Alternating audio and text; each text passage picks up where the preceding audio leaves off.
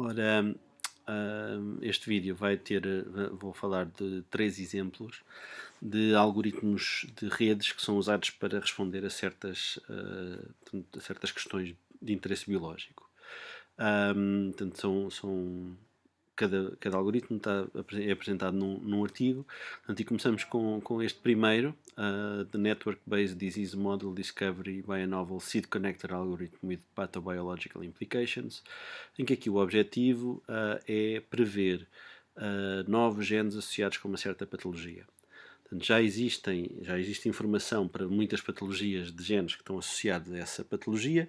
Podem estar associados por serem genes causais, mas também podem ser genes que têm uma expressão diferencial nos doentes versus saudáveis ou que são modificadores de fenótipo da doença. Quando juntamos informação sobre esses genes associados a uma doença e os representamos numa rede biológica de interação, o mais comum é usar redes de interação física proteína-proteína. Geralmente o que se observa é que esses genes associados à mesma doença tendem a estar próximo na rede. No entanto, geralmente também não formam um subgrafo conectado, ou seja, não é possível, formam algumas ilhas na rede. Portanto, normalmente há genes associados à mesma doença que interagem com outros genes associados à mesma doença, mas não estão todos no mesmo subgrafo conectado. Então este método tenta prever novos genes associados a uma dada doença, encontrando o número mínimo de novas proteínas que tornem o subgrafo da doença conectado. Então tem aqui uma figura que explica mais ou menos o algoritmo, em que imaginem que no início este é o conjunto de genes que nós sabemos que estão associados a uma doença e vemos que alguns deles não têm interação nenhuma. Alguns já têm uma interação. Tem aqui, por exemplo, um clique de 4 nós, aqui pares de nós ligados, e aqui este também um clique de 4 ligado a mais um. O que este método vai fazer vai procurar em todos os outros nós da rede qual é o nó que, se adicionarem a este subgrafo, vai provocar a ligação de um maior número de componentes. Portanto, aqui o que aconteceu é que eles descobriram que há aqui um nó que liga estes dois, portanto estes dois que estavam aqui já com ligações, e além disso ainda vai buscar dois dos que estavam isolados. Sim? Depois, num segundo passo, vai aparecer outro nó que vai ligar mais um dos que estava isolado e o outro componente. E, portanto, agora já temos toda esta parte, já está num único subgrafo conectado, mas ainda temos aqui alguns isolados. Portanto, ele vai fazendo esta pesquisa, sempre adicionando em cada iteração a nova proteína que une o maior número de proteínas desligadas, que não tinham ligação a outras proteínas da mesma doença. No final, portanto, eles aqui param neste ponto.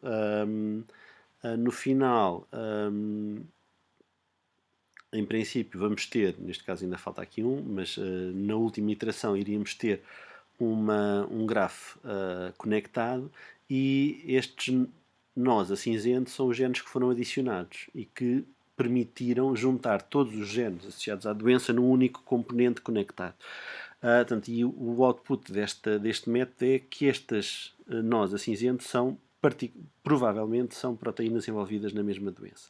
Não é o único método que faz este tipo de previsão. Por exemplo, há outro método, que é o Diamond, que adiciona novos genes ao módulo da doença, não por fazerem a ponte entre outros genes associados à doença, mas tentando identificar que outros nós da rede estão enriquecidos em ligações diretas a genes da doença já conhecidos. É outro método, e neste caso até eles depois vão comparar a eficiência do método. Como é que eles comparam a eficiência do método?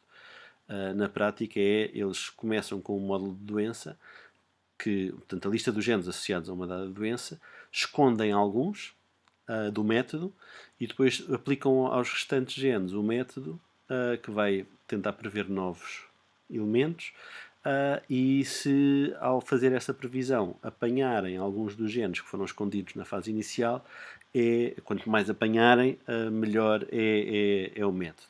E, portanto, eles depois têm uma comparação. Sempre aqui comparam este SCA com o Diamond.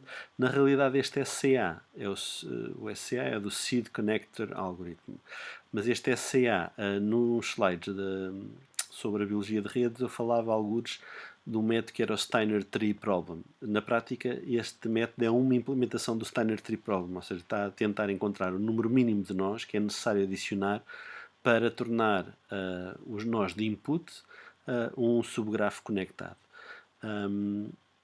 E vamos ver onde é que está aqui. Não, eles aplicam isto a algumas doenças.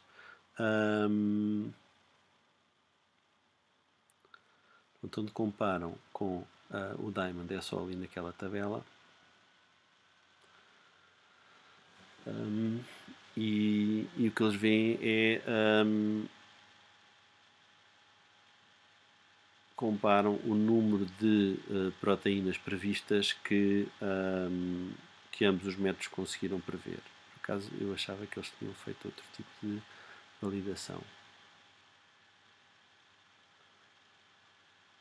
Mas aqui agora não estou a conseguir mostrar bem, mas geralmente o que se faz é escondem-se alguns nós associados à doença e tentamos ver se o método é capaz de recuperar esses genes já conhecidos associados à doença, mas que não foram dados ao método como input.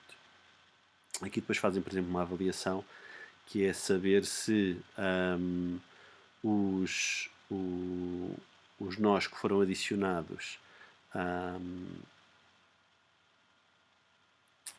à rede, não é? Os tais nós a cinzento, se tinham as mesmas funções, a mesma anotação na Gene Ontology do que as seeds. Portanto, e aqui fazem isto com uma medida de semelhança funcional. E veem que, de facto, ambos os métodos, quer o Diamond, quer o Seed Connector Algorithm, as proteínas que vão buscar para juntar as seeds num único módulo tendem a ter uma função semelhante das seeds já conhecidas. Portanto, que é um indicativo de que provavelmente também são proteínas associadas à mesma doença. Passando agora para outro método ligeiramente diferente, que é este Network-Based Coverage of Mutational Profiles Reveals Cancer Genes. Portanto, aqui a ideia é que cada paciente de cancro normalmente tem um perfil de genes com mutação. Alguns desses genes, aqueles que aparecem mais frequentemente em múltiplos doentes, são os chamados driver genes ou cancer driver mutations. Ou seja, são aquelas mutações que deram origem à mudança de fenótipo da célula que levou à sua proliferação descontrolada, que deu origem ao tumor. Só que em diferentes pacientes os driver genes podem ser diferentes e em alguns pacientes podem ter driver genes que nós não conhecemos como driver genes porque não aparecem com tanta frequência. A hipótese aqui é que, eventualmente, se usarmos a informação de uma rede, como uma rede de interação proteína-proteína, os genes que são vizinhos, que estão na vizinhança dos driver genes conhecidos, potencialmente, se forem mutados, também vão ter uma influência parecida com os driver genes já conhecidos. Então, a ideia deles é tentar encontrar subgrafos ou módulos na rede que estejam muito enriquecidos em driver genes, em genes mutados em cancro. E a maneira como fazem isso é tentar que na vizinhança, numa dada vizinhança da rede, estejam representados quase todos os pacientes. Vamos lá ver se a gente consegue explicar isto um bocadinho melhor. Portanto, a ideia é que nós temos uma rede de interação proteína-proteína e cada nó vai ser anotado com a identidade dos pacientes em que este gene aparece mutado. Portanto, aqui temos o perfil dos vários pacientes e aqui vemos que, por exemplo, este nó REB só aparece metade no paciente 1, o mTOR aparece no P2 e no paciente 2 e no 4, o TP53 aparece no P1, no P6 e no P7.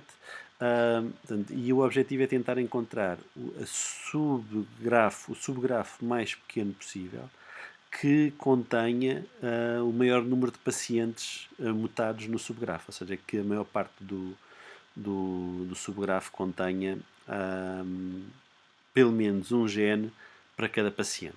Portanto, isto no fundo é um trabalho de otimização e o que eles fazem é começam aleatoriamente num gene que tem muitos pacientes atribuídos, ou melhor, um gene que está mutado em muitos pacientes, e depois vão adicionando a cada passo mais um dos vizinhos desse gene, vão adicionar o vizinho que maximiza o número de pacientes diferentes. Ou seja, se eu tivesse aqui ao lado do PTN, agora aqui não tenho um exemplo óbvio, mas se eu ao lado do PTN tivesse um gene que também estava mutado nos doentes P3 e P5, não me interessava muito incluir esse nó, porque não ia acrescentar novos pacientes.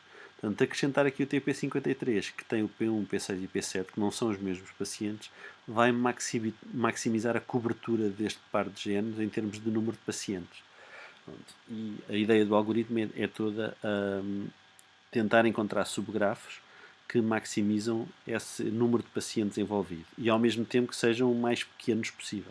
Porque se nós expandirmos a rede toda, temos lá a representação de todos os pacientes. Portanto, esse também não é o objetivo. É tentar. Portanto, há um fator de penalização quando o subgrafo cresce. Se ao aumentar o subgrafo ainda estamos a adicionar muitos pacientes novos, então vale a pena crescer o subgrafo. A partir de certa altura já não adicionamos muitos pacientes novos e isso já não compensa a penalização por crescer o subgrafo, e então ficamos com um subgrafo candidato a ser um subgrafo associado aos cancros que estamos a analisar.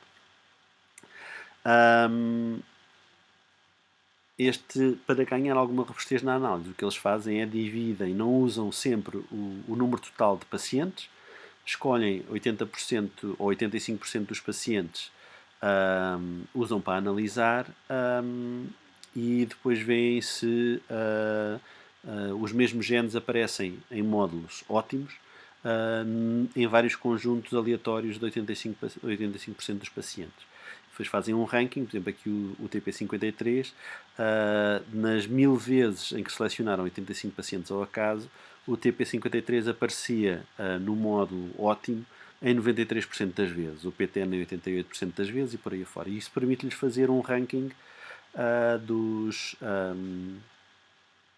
genes eventualmente mais importantes associados ao cancro. Tipicamente, os genes mais frequentes são, de facto, genes já conhecidos como genes de drivers em cancro, mas este método teve a capacidade de descobrir alguns vizinhos destes genes que previamente não tínhamos a informação que seriam genes driver, mas por estarem associados a estes subgrafos parecem indicativo que são relevantes no processo de cancerigênese. Aqui também é feita uma comparação com outros métodos, por exemplo aqui com o MUT6CV e com o setCover. O setCover é uma versão idêntica ao que eles estão a desenvolver, que é o que chamaram NCOP, só que não usa a informação da rede, portanto experimenta aleatório, portanto não vai juntar em cada passo um vizinho na rede, vai juntar qualquer outro gene que aumente a coverage de pacientes. Portanto, e aqui ao usar a informação da rede conseguimos ter uma melhor performance. Aqui a performance é eles fizeram isto, lá está, escondendo alguns casos de mutações em genes que tinham uma associação conhecida com cancro, e foram ver quantos desses genes é que apareciam no topo do ranking do método deles, não é? E aqui o método deles tem um ranking mais enriquecido em genes que são conhecidos como associados a cancro. como associados a cancro, como drivers. Sim? Finalmente, temos aqui outro método também cuja ideia é identificar genes que sejam relevantes ou que sejam os mais relevantes no contexto de um paciente de cancro, e aqui o objetivo é usar a informação de um paciente. Portanto, é tentar identificar dentro do perfil mutacional de um paciente quais são os genes que têm um maior poder explicativo do desenvolvimento da doença.